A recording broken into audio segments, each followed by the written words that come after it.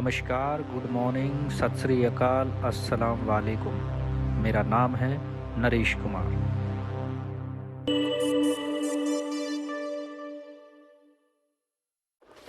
Lucille का मैदान नम था।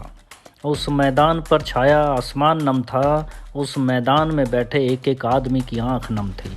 ये नमी उस शख्स की विदाई के लिए थी जो फुटबॉल की दुनिया को अलविदा कह रहा था। दुनिया देख रही थी सदी के सबसे बड़े फुटबॉलर को हवा में हाथ उठाकर अलविदा कहते हुए। आज नज़रें उदास थी और नज़ारे नम, मानो पूरी दुनिया पीछे छूट जा रही थी। जज्बात के लावे ने उफान मारा तो मन का मोम पिघल गया, और मन का मोम पिघला तो आंखों के रास्ते बाहर आ गया। रो पड़े लियोनेल मेसी, रो पड़े एल्वारेज, रो पड़े मार्टिनेज और रो पड़ा पूरा स्टेडियम। यहाँ तक कि रो पड़ा पूरा अर्जेंटीना।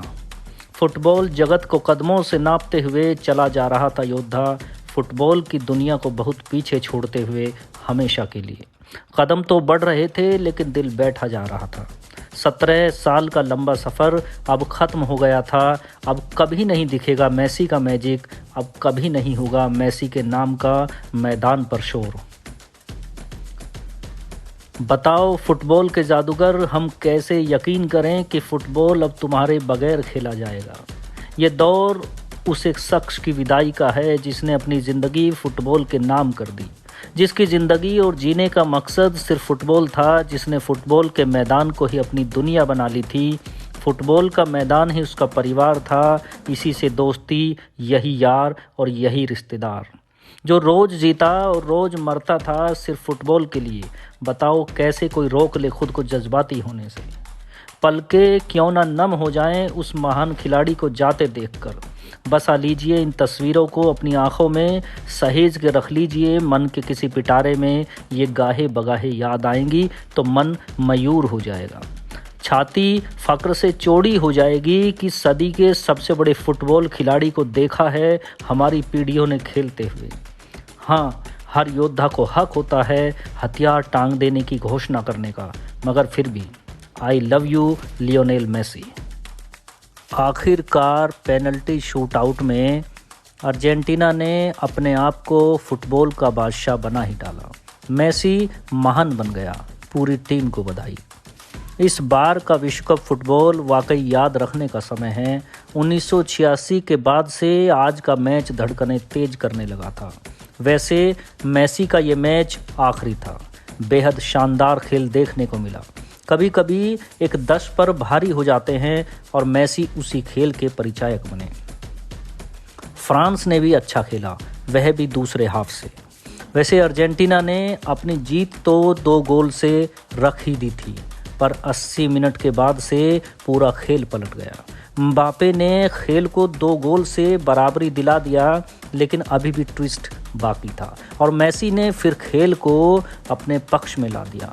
आज अर्जेंटीना का जीतना बहुत ज़रूरी था। अर्जेंटीना बहुत गरीब देश है, लेकिन ये भी सच है कि अच्छे खेल कौशल में कभी भी गरीबी बाधा नहीं बनती, बल्कि वो उसको और मजबूत करती जाती है। अर्जेंटीना की जीत विशुद्ध रूप से वैश्विक जीत है। और एक बात और, यह अर्जेंटीना के प्रत्येक नागरिक की जीत है। तीसरी बात, अर्जेंटीना की जीत अंधेरे में प्रकाश के उत्सव सरीखी जीत है। यह जीने का मकसद देती है। जियो मेसी, हमें आपसे इसी खेल की उम्मीद थी। आज वो भी जागा हुआ था जिसने आधा पेट खाना खाया था। इसलिए अर्जेंटीना की ये जीत सभी को मुबारक। इससे ज़्यादा भारत के पास फुटबॉल में कहने को कुछ भी नहीं है। हम क्रिकेट में ही पागल हैं, जबकि क्रिकेट स्पोर्ट्स से ज़्यादा सट्टे और शगल का खेल है। हमारा राष्ट्रीय खेल हॉकी है, मगर हमने ज़्यादा बार हॉकी स्टिक खेल के मैदान के बजाय या तो मारपीट में काम आती देखी है, या कोई लंगड़ाते हुए जब चलता है तो वॉकर की जगह हॉकी स्टिक को फैशनेबल अंदाज में लेकर चलता है।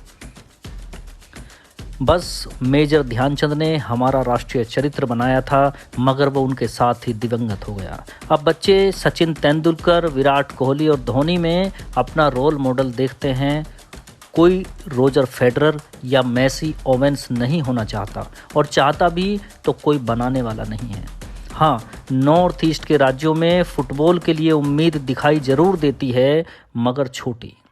तो बधाई अर्जेंटीना।